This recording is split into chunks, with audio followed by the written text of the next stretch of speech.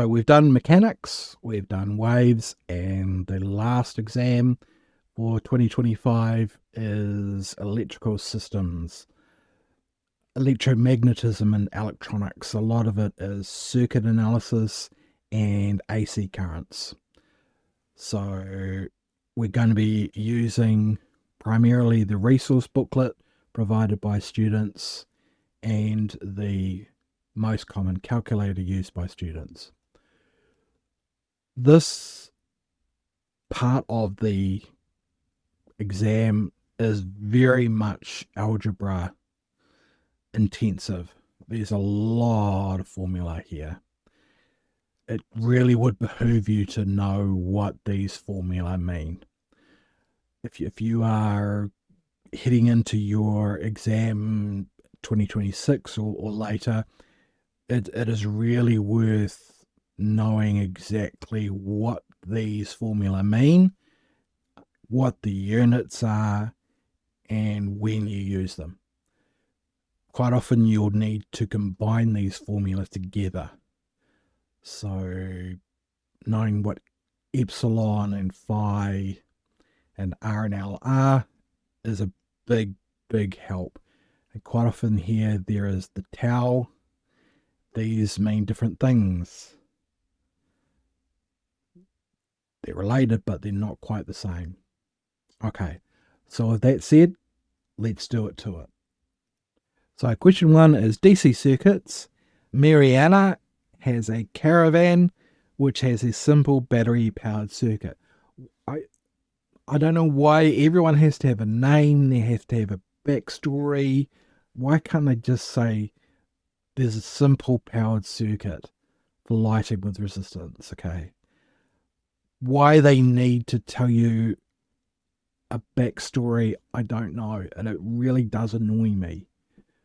So we have a simple battery powered circuit, so obviously batteries are going to be DC. For the lighting with a total resistance of 6 ohms, so it's in SI units. The battery has an EMF of 12.6 volts and an internal resistance of 0.100 ohms. So looking at the diagram here, this is the battery. So these are the cells in the battery, and this is the internal resistance. It's presented as a resistor inside the battery. So you didn't have this last year. Yeah, so there's no such thing as a perfect battery. There's always going to be resistance. There's always going to be entropy. So when the switch is closed, the current from the battery is 2.07 ohm amps. Show the terminal voltage of the battery is 12.4 volts. Right. So the concept that we need to get in our head here is the difference between EMF and terminal voltage. They're both measured in voltage, but they are quite different. The EMF, the electromotive force, is the, think of it as what the battery would put out if it was perfect. I think the proper phrase would be an ideal battery. So no resistance. So resistance, well, actually it's not going to be big R, it's going to be little r, or the internal resistance is going to be 0. So EMF would be if this internal resistance here didn't exist and it was a perfect battery. Conversely, the terminal voltage is what actually comes out. So notice the unit is going to be the same, and it's going to be in volts. Right, so with that said, let's have a look at how we're going to do this. So let's extract what we've got here. So the total resistance of the lights here, so the big R, is going to be 6 ohms. The EMF, so E is the epsilon, sorry, is going to be 12.6. And the internal resistance, little r, is 0.1. I'm not going to put those zeros in there. and that's going to be in ohms as well. So for this, the EMF epsilon is going to be, no, the voltage that comes out. The actual voltage is going to be epsilon, which is the EMF, minus the current times the internal resistance. Kind of a bit like Ohm's law, I guess. So this is going to be 12.6 minus, and the current is going to be 2.07 amps times the resistance is 0.1 ohms. So we'll grab our calculator. Let's get out of there.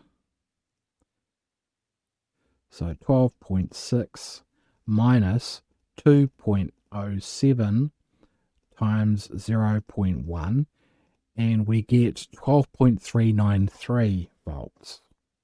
So we're asked to say, show that the terminal voltage is 12.4 volts, and that's 12.4 as long as we go to three significant figures.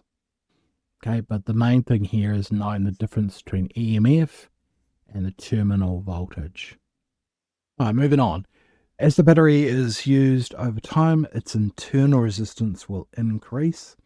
Explain the effect that this will have on the terminal voltage of the battery. So anyone who has ever owned anything which uses a battery knows that batteries run out. There's entropy in any system, and the way that that's expressed is through its internal resistance. Here is an ad that ran in the early 90s, just to date myself. And want to see how Energizer batteries last a lot longer than ordinary carbon batteries? Well, here's a little exercise. Me mate here, he's got the Energizers, and this guy hasn't. And they're on. Dead already. What's staying power? Long life Energizer keeps going and going and going. You don't have to prove anything to me, mate. Oi! Oi! For a few weeks, this was sort of the catchphrase that everyone at school used. You say now 6-7, and back in our day we would say oi. So here we go.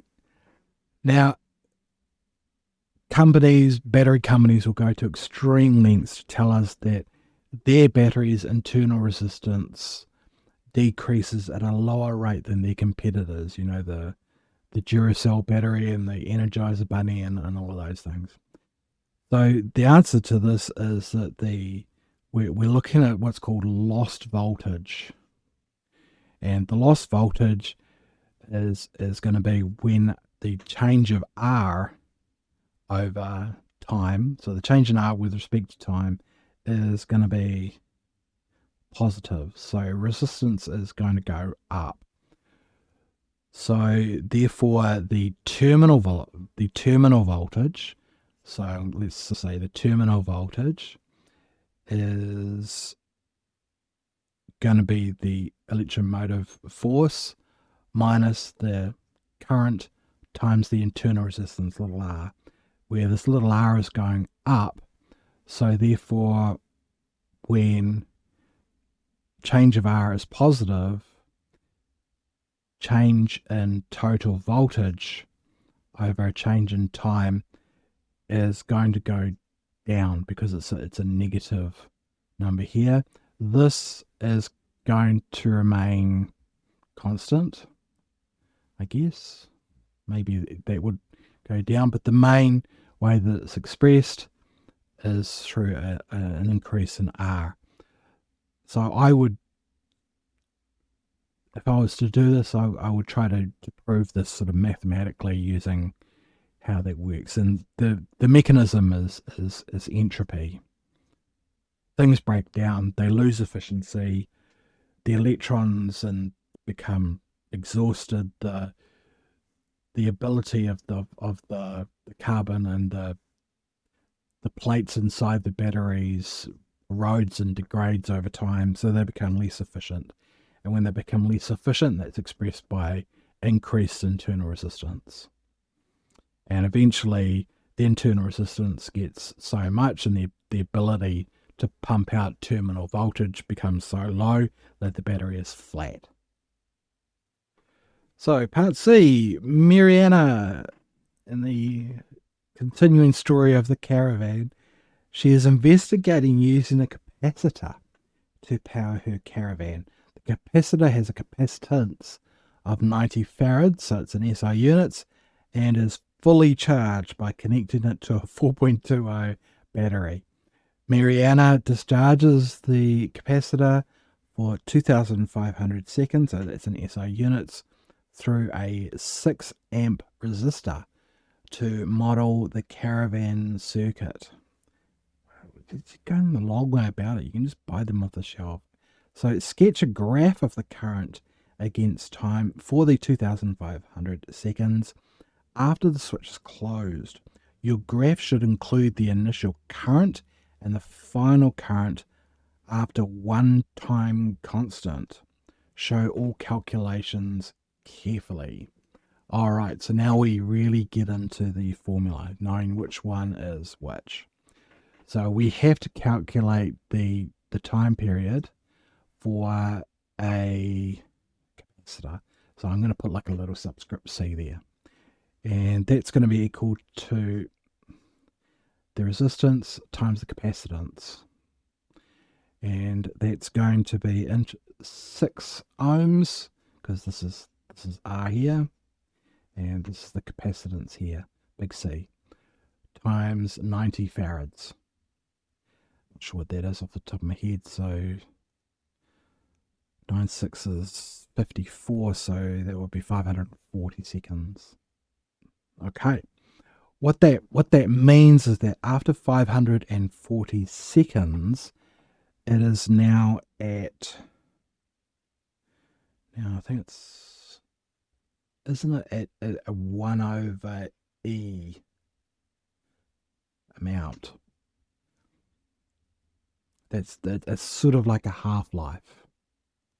So here we're going to need to put our tau. So this is 6, 7, 8, 9. So this is going to be sort of one tau is going to be here, and 1,000, and 2 tau is going to be kind of there, and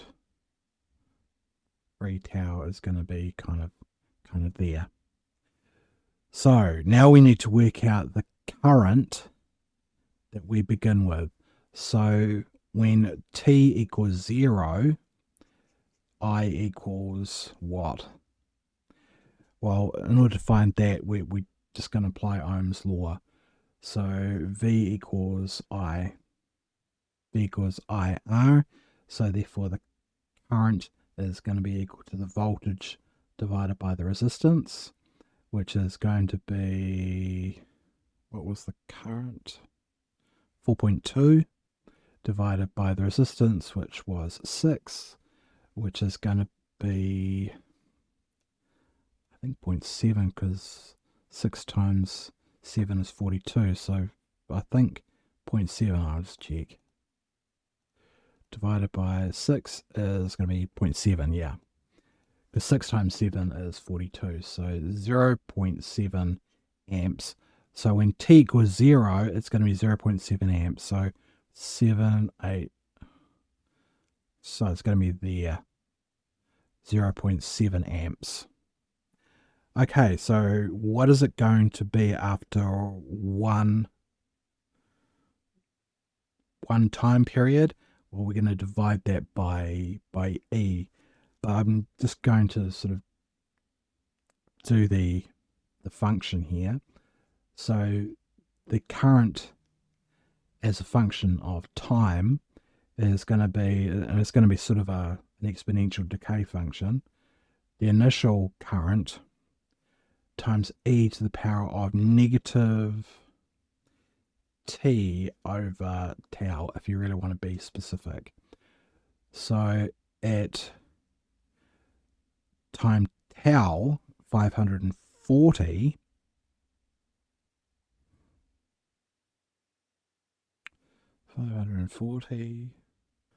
tau is going to be 1. So it's going to be 540 over 540. So it's going to be that initial amount, 0.7 amps, e to the power of negative t over 540. So when t equals 540, it's going to be 0.7 divided by e. Yes, I was right up here. So 0.7 divided by e, divided by, where is e? I can never find it on these calculators. Probably looking right at it. E.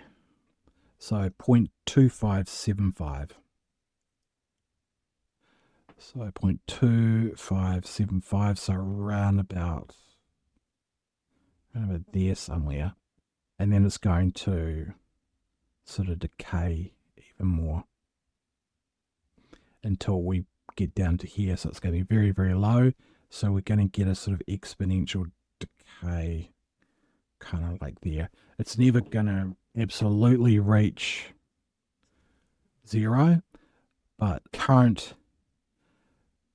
as a function of time, as time goes to infinity, is going to be equal to 0. So the limit, this is really a limit, as time goes to infinity is going to be 0. So it's going to go towards 0 but never quite get there. So now we're asked to explain using physics principles why the graph has the shape you've drawn. So this is an example of exponential decay. Exponential decay. And the reason that it's an exponential decay is that the change in the current with respect to time is proportional to the amount of current at any time. So when we differentiate something and get the original function back, the only function that meets that criteria is e to the x, or in our case, I guess, e to the t. Remember, when we differentiate e to the x with respect to x, we get e to the x. So the more it decays, the more it decays, and the amount of decay is proportional to that. So there's going to be a proportion, and that proportion is going to be represented by the initial current. So the amount of current that you are losing is proportional to the amount of current that you got. Yeah, you follow that. So it's going to not lose it, and e is a very, very special number because e is the only function that meets that criteria. This is one of the big reasons why e, Euler's number, is such an important number in physics and in calculus and in science. Now we're really getting into the meat. Mariana fully charges 6 90 farad capacitors individually with a 4.20 volt battery. She connects 3 of them in series with an ammeter and a 6 ohm resistor, circuit A, and 3 of them in parallel with the 6 ohm resistor here. So parallel series. Each circuit has its switch closed, the switch there, and the capacitors are discharged. For each circuit, explain how the current varies over time compared to the single capacitor in the series with a 6 ohm resistor, as in part C. Okay. So I guess first up, let's have a look at what our baseline is. So with the single, let's sort of say single 6 ohm. So what did we say that was? It was 4.2 volts, and the initial current was 0.7 amps, and the time constant we had as, I think, 500 and something, 540 seconds. Okay, so that's our baseline. Right then, let's compare that to circuit A, which is the series. There's the series circuit, this one here. So I guess we're going to need to work out what the initial current for that is going to be. And when they're in series like that, it's going to be an additive thing. So it's going to be 4.2 volt plus 4.2 volt plus 4.2 volts. And that's going to be what, 12.6 volts. It's going to be different from when they're in parallel there. All right, so the resistance is the same, which means that the initial current is going to be the V equals I, V divided by R. To think about that, is going to be 12.6 volts divided by 6 ohms, which is going to be 2 point something, 2.1. So 2.1 amps. So that's the initial current. So that's 3 times more. Well, I guess we didn't need to use a calculator. It's going to be 3 times more than we started. Now let's work out the time constant for when a capacitor is in series. So the total capacitance, and I'm going to put like a little subscript S there to show that this is the series. And this one we're going to use the C1, 1 over C1. Whoops, it should be 1 over the total capacitance plus 1 over capacitor 2 plus 1 over capacitor 3. So 1 over CS is going to be 1 over their 90 farads, aren't they? They're 90 farads. So 1 over 90 times 3. So that's going to be 3 over 90 is going to be 1 over the capacitance in total, which means that the capacitance in total is going to be 90 over 3, which is going to be 30 farads. Yeah, 30.0 farads. All right, 30.0 farads, and now we can work out the time constant for that. So time constant for when they're in series is the resistance times this total capacitance. So this is going to be 6 times 30. So that's going to be 180 seconds. So when it's in series, I guess the long and short of it is, it's 3 times the initial current, but way less time before it runs flat. So you would use capacitors in series when you want a lot of output really, really short. You wouldn't want to use that if you want them to run down slowly or want a really reliable source of current. Okay, let's compare that to the parallel circuit, which is circuit B. So for this, when you're in parallel circuit, the voltage is just going to be 4.20 volts.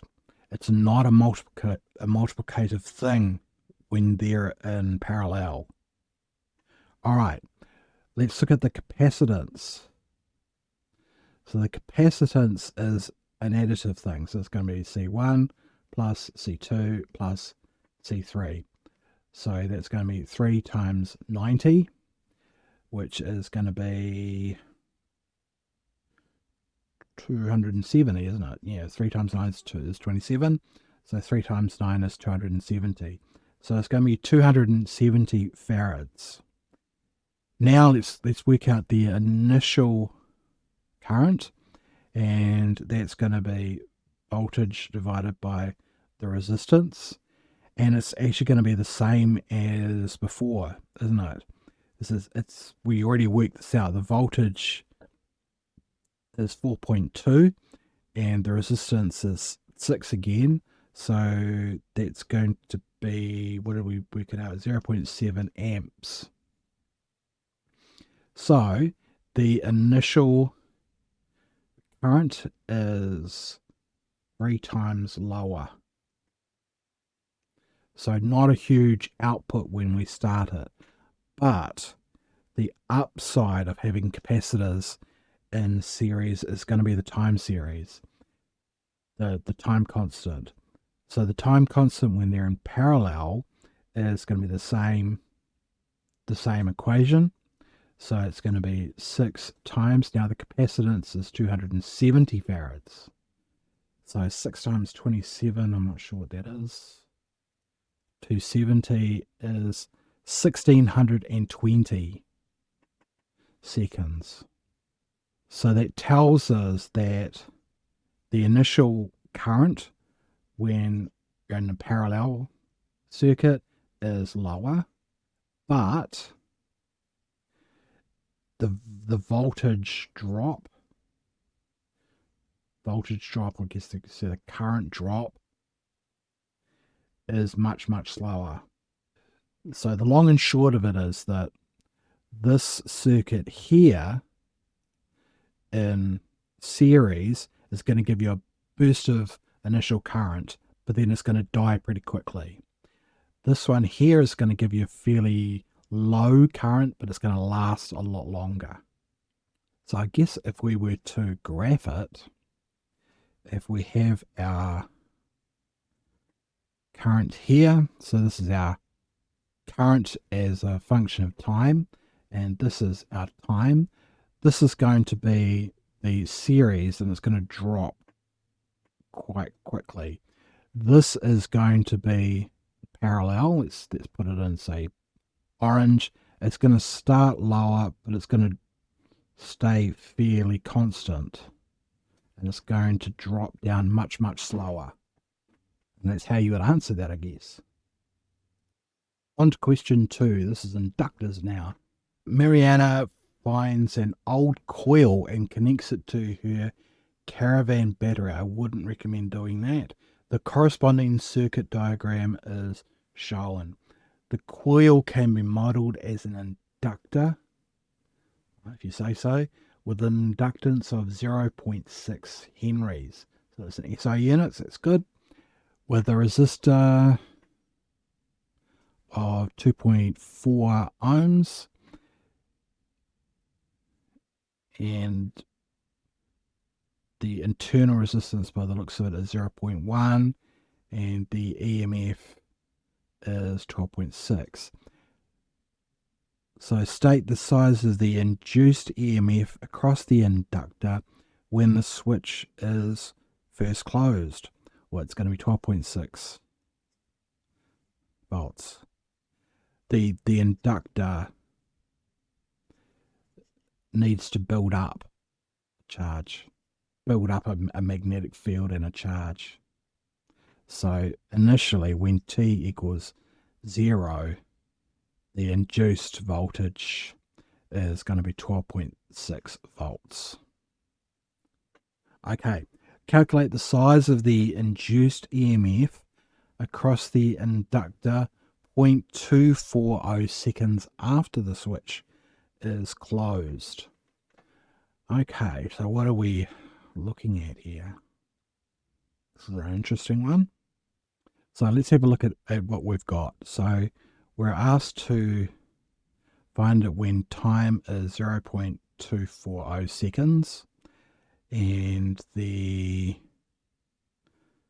inductance is 0.6 Henry and the total resistance is going to be this resistance here plus the internal resistance is big R little r, big R plus little r. So that's going to be 0.1 ohm plus 2.4 ohm, which is going to be 2.5 ohms. And it's in SI unit, and now we need to work out the time constant of this inductor. And for that, the formula is inductance over resistance, which is 0.6 divided by 2.5. Oops. 0.6 divided by 2.5. 0.24. Oh, okay, so 0.24 seconds, which is the same as the time period that we've got. So this is going to be a exponential decay as well. The initial EMF is not going to be the same. So how are we going to work that out? So the voltage is going to be the initial voltage, which is that e to the minus t over tau, but t equals tau, so therefore it's going to be the initial voltage, which is, what did we say it was, 12.6 volts, divided by E, because there's one time. So 12.6 divided by E,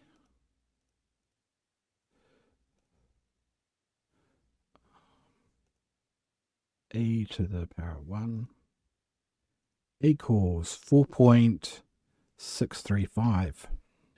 And the unit is voltage, so the unit is going to be volts. Okay, that's how we would do that one. So now we're told that when the switch is opened, so if we try to stop the flow of current, a small spark is observed where the switch breaks the circuit. Explain why the small spark is produced. So I think in order to get the marks, you need to say that this is self-induction. So because the inductor is charged up, it's got to go somewhere. It can't hold that charge the way that a capacitor can. So I guess there's four sort of forces that are acting on this. First one is going to be Lenz's law. So that says that an inductor is going to oppose change in current, I guess. So when we change the current, it can also mean a drop in current. So when we cut off the current, the change in current is going to be all of the current.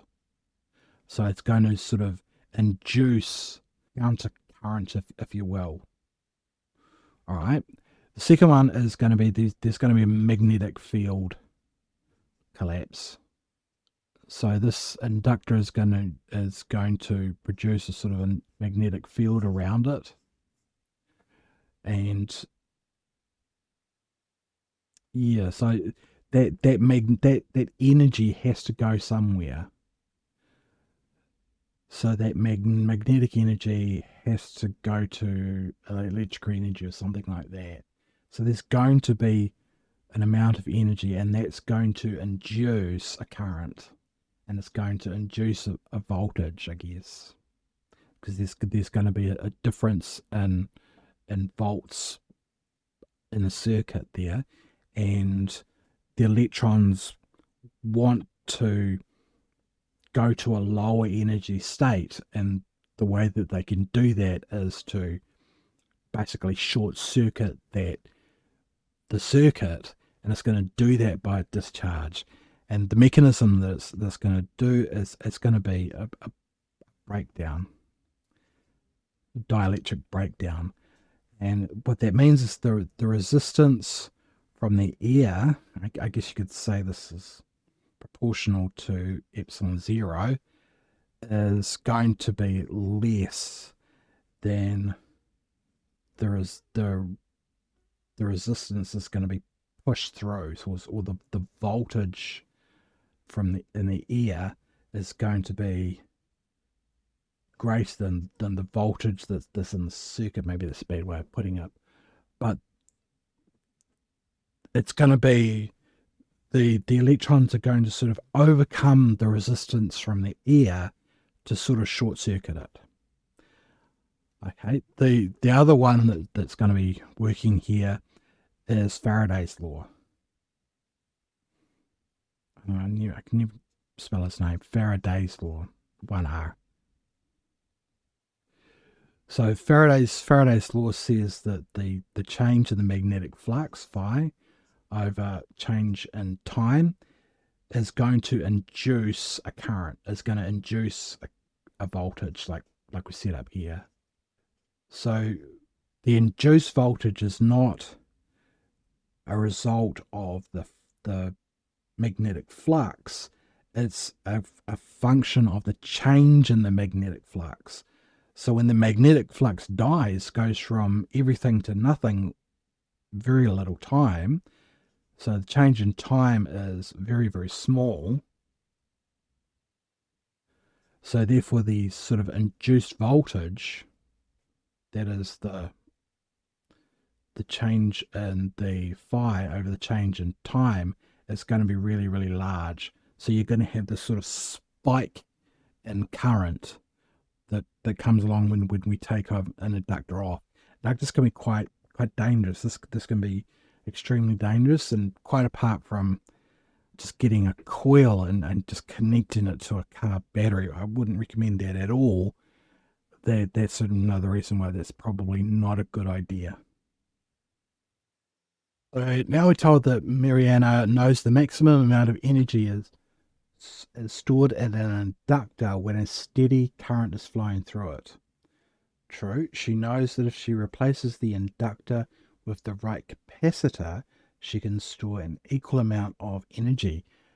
Calculate the capacitance required to store this energy when the capacitor is fully charged by the 12-volt battery. Okay, so here, in other words, they're sort of saying, here's our battery, here's an inductor.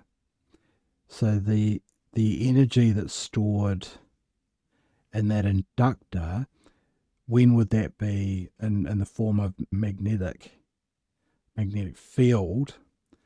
When is that going to be the same as the energy stored in a capacitor? This capacitor here, I think it's E, let's call it E subscript C. When is it going to be the same, and how strong, or how much of a capacity will this capacitor have, or the capacitance be, in order to have an equal amount of energy? It's an interesting question. So for this, we're really going to need to use the formulae, and we're going to need to know which formulae to use. So for this one, this one here is the energy stored on a capacitor. We don't know what Q is, but we can work it out because we have that. And conversely, the amount of energy stored in the inductor is that. So this is the inductor, and we're going to combine these for the capacitor. Okay, so this one straight away, let's combine them. So E equals half QV and Q equals CV. So the energy in a capacitor is going to be half CV times V. So it's going to be half CV squared. A lot like the kinetic energy formula. It's always going to be half the determinant times something squared. And again, we have that here. Okay, we have to work out how much energy is on this inductor. So let's pull out everything we've got here. We need to work out the current though, don't we? All right. So to work out the current,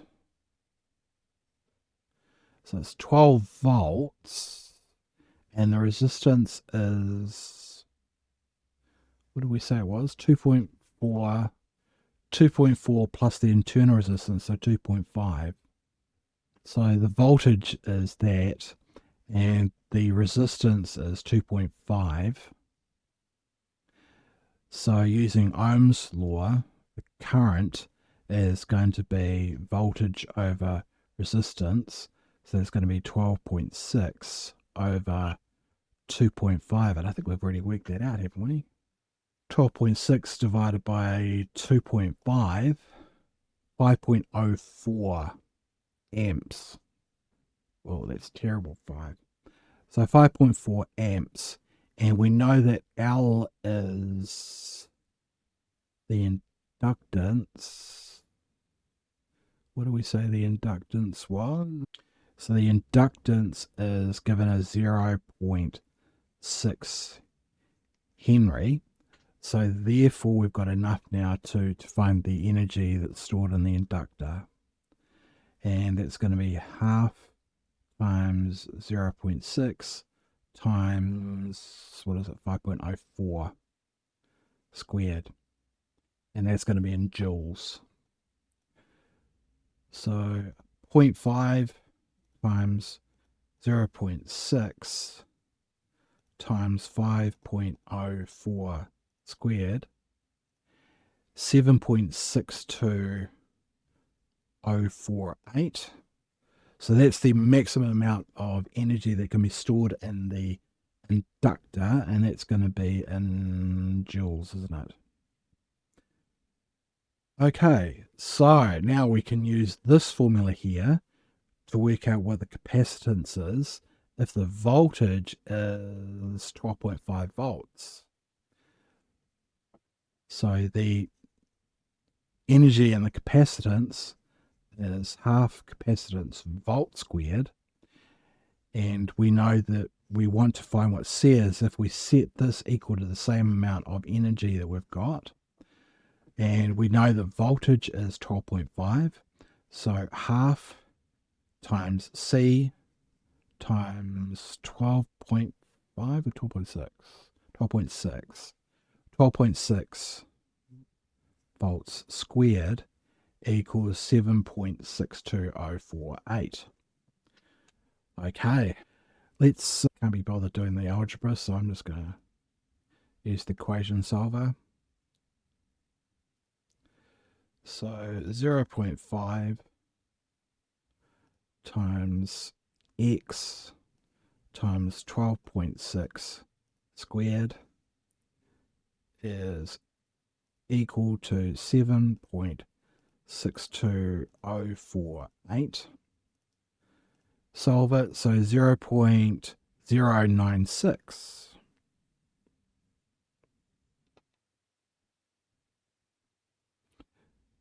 0.096.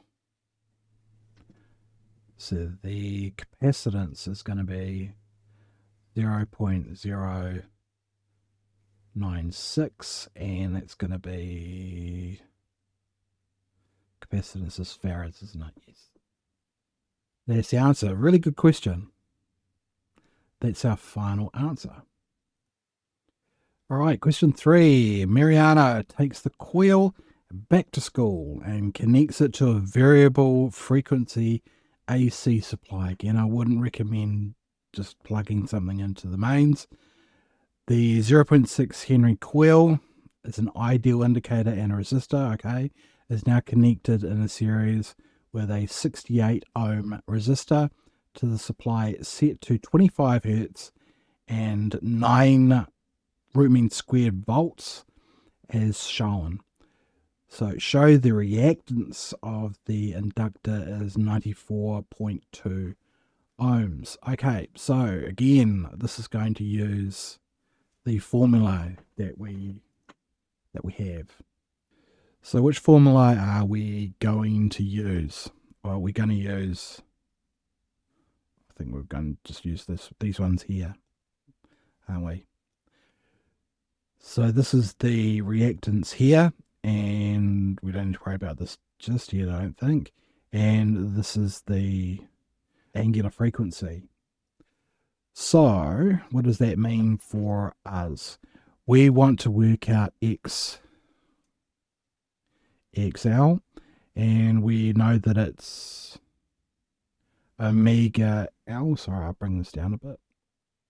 We know that that's omega L, and we know that omega, it should be, omega is going to be 2 pi frequency. And we know that the frequency is 25. And we know that the inductance is 0.6 Henry. We know what pi is. So therefore the inductance is going to be 2 pi frequency times the inductance. So it's going to be 2 pi times 25 times 0.6. Grab your calculator. Okay. So 2 pi times 25 times 0.6 is 94.247. And they want us to work this out. So it's 94.247.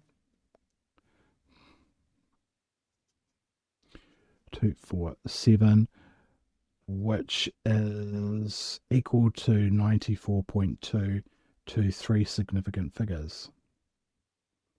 Next, we're told that Mariana notices she can insert an iron nail into the coil. Explain what effects this would have on the root mean square voltage across the 68 ohm resistor. So we're doing two things. We're doing something with the inductor and then seeing what effect that's going to have on the resistor. So why an iron nail? Well, an iron nail is a ferromagnetic core. Typically, when you have an inductor, you will have essentially an insulated wire coil, and in the middle of it, most of the time, you will have a sort of an iron core, and it just increases the efficiency of the inductor and lets it store more more energy in the electromagnetic field that it creates. The magnetic field there is in red. So what does that do to the circuit and to the resistor as a whole? Well, it's going to increase the inductance. So the inductance in the inductor is going to go up. It just makes the whole thing run a lot better. I'm not going to go into the physics of why, but it just makes it run a lot better. What's that going to do? Well, what's going to happen to the inductance? The inductance is calculated, we calculated it already, as 2 pi frequency times the inductance. Well, these are, changing that is going to be 0, and this is going to go up. So that means that the reactance is going to go up as well. I think I called it inductor. The reactance is going to go up. Okay, what does that do now? What that's going to do now is it's going to increase the impedance.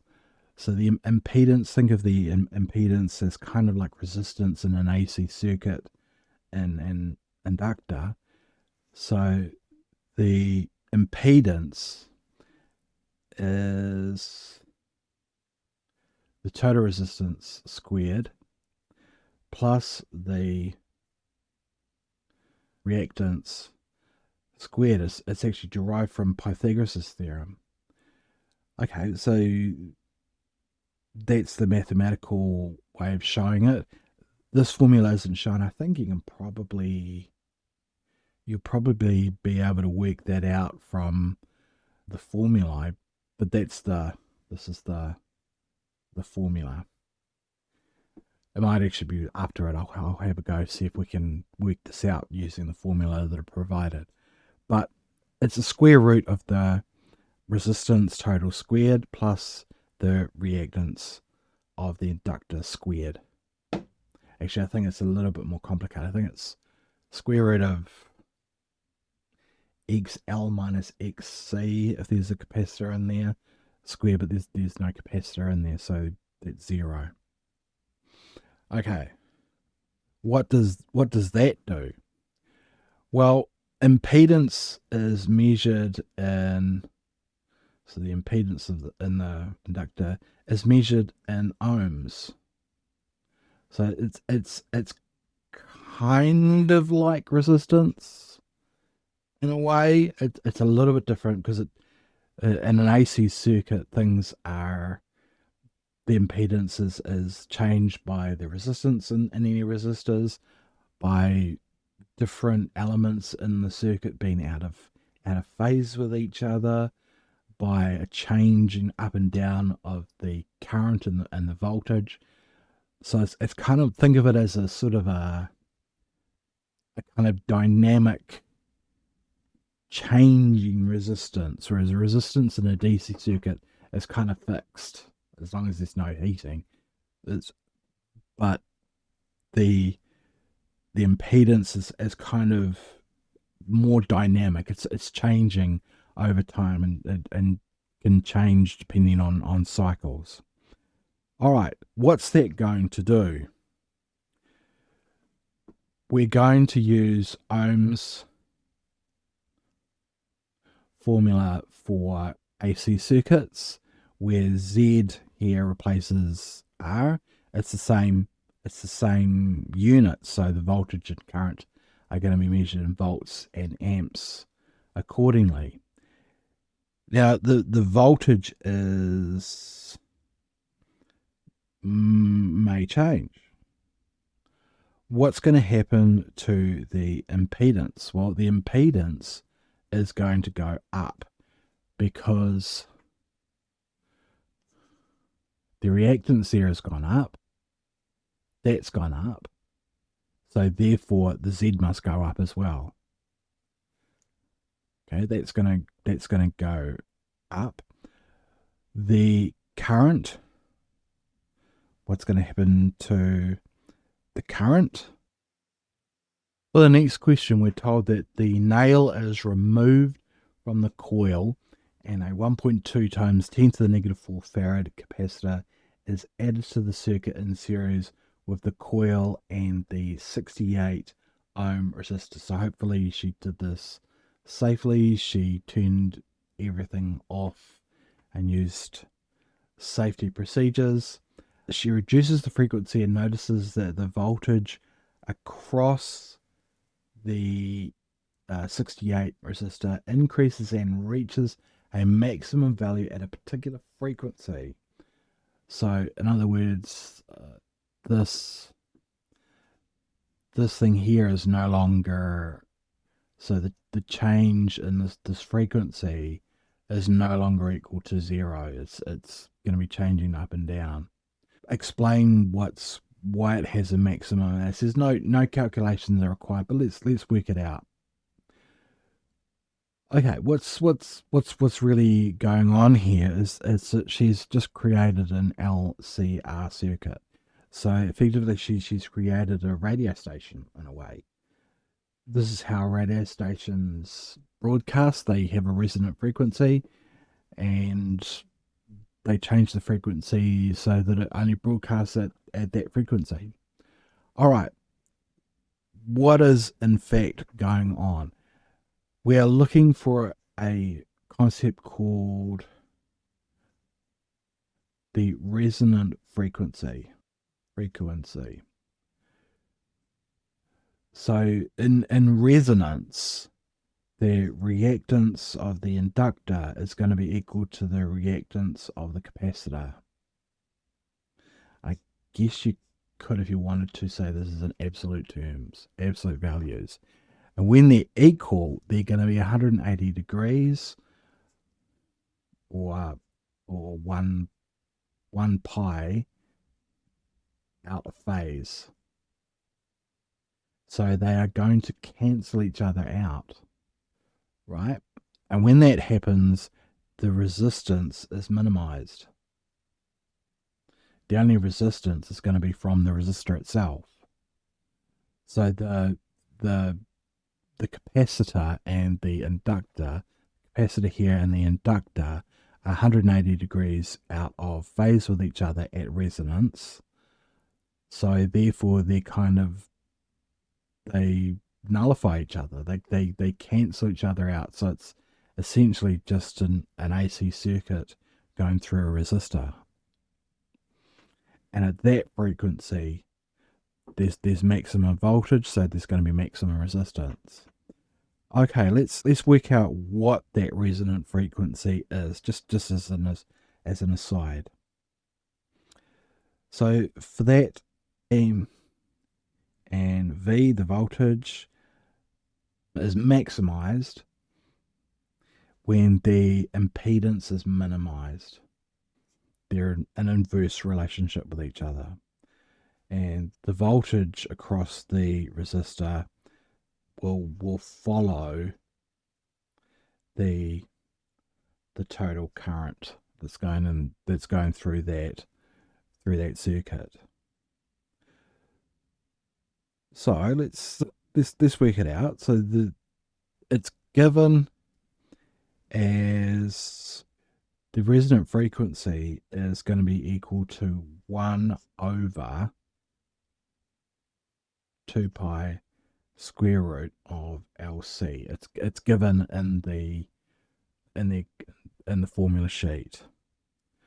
So the resonant frequency is therefore going to be 1 over 2 pi square root 0.6 times 1.2 times 10 to the negative 4. That's the capacitance that was given to us. So it's time to bring out this calculator. So 1 divided by the square root 0.6 times 1.0 power negative 4. Whoops, I forgot to put the 2 pi in there. 1 divided by 2 pi times the square root of 0.6 times 1.2 power of negative 4. I got all of we need another bracket there, and we get 18.756. That's a lot more like it, because if we have 117 hertz, it's much higher than that 25 hertz. It's going to be reasonably close, and it seems about right. So 18.757 hertz, and that's going to be our resonant frequency. Okay, last question. The supply frequency of the circuit in part C is further reduced. Calculate the root mean square current in the circuit when the frequency of the supply is 16 hertz. A phasor diagram may assist your answer. Yeah, it will in this case. So let's work out what we're after. We're after the root mean square of the current. So we don't know what that is. The frequency is set at 16 hertz. It's in SI units. That's good. Comma. The reactance there, what did we say it was? It was 0.6 Henry. There we go. 0.6 Henry. The capacitance is given at 1.2 times 10 to the negative 4 farads. And the resistance is going to be the resistance from the actual resistor itself plus the resistance in the impeder, RL, And it's going to be, what is it, 68 plus, what was it? It was 2.4 ohms, and it's going to be 70.4 ohms. Okay. Do we have enough to work it out? Yes, we do. So the first thing we're going to have to work out is the inductive reactance, I guess. And that's going to be 2 pi frequency L.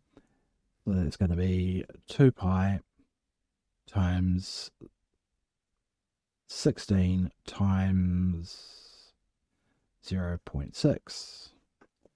Mr. Casio comes along and saves the day. So 2 pi times 16 times 0.6, 60.3186. 60.3186. We'll go to 4dp. Okay, next thing we need to work out is the capacitive reactance, XC, and in the formula that's given as 1 over 2 pi frequency times the capacitance. So that's 1 over 2 pi times 16, and the capacitance is really tiny, this 1.2 times 10 to the negative 4 number. And again, Mr. Casio comes along and saves the day. So 1 divided by 2 pi times 16 times 1.2 times 10 to the negative 4. Close brackets, and we get 89.8932.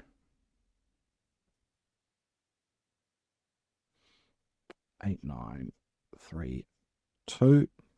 So there's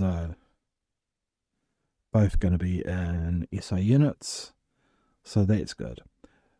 So they say a phase diagram here may be useful, and it's going to be useful because we need to work out the total, and that's going to be the reactance from the capacitor minus the reactance in the reactor is going to be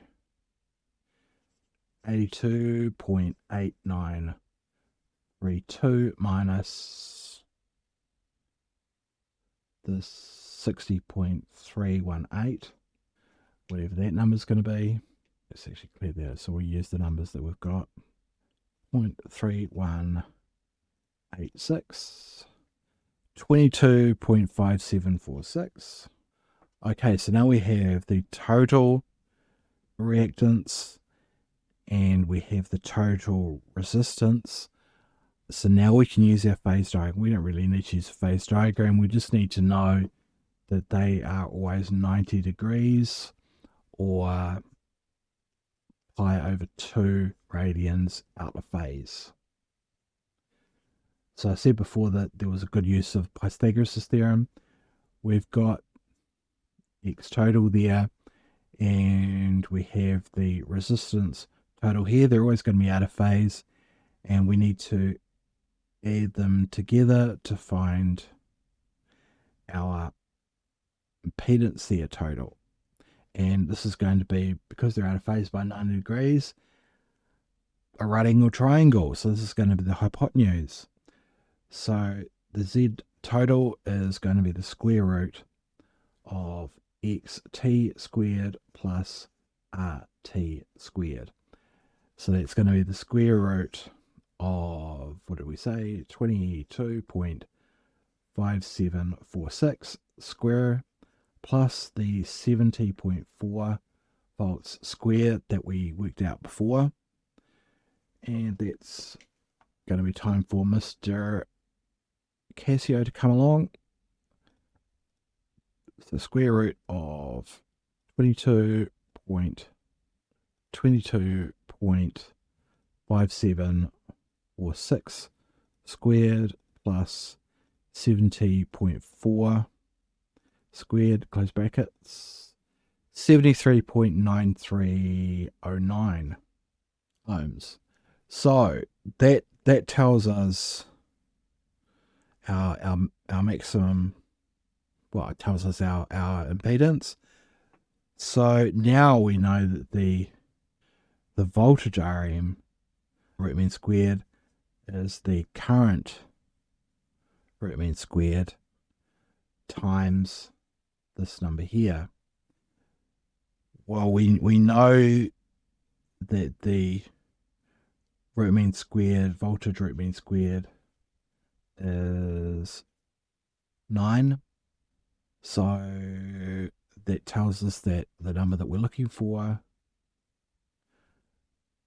is going to be 9.0 divided by this 73.9309 number, and 0.1217 amps. And that's the end of the exam. So that was some tricky questions in there, actually. This is, of the three, this was probably the trickiest. Again, a lot of this exam is going to be algebra. And again, it really does behoove you to really understand and know what's going on with those formulae that you're given. So that's the end of that.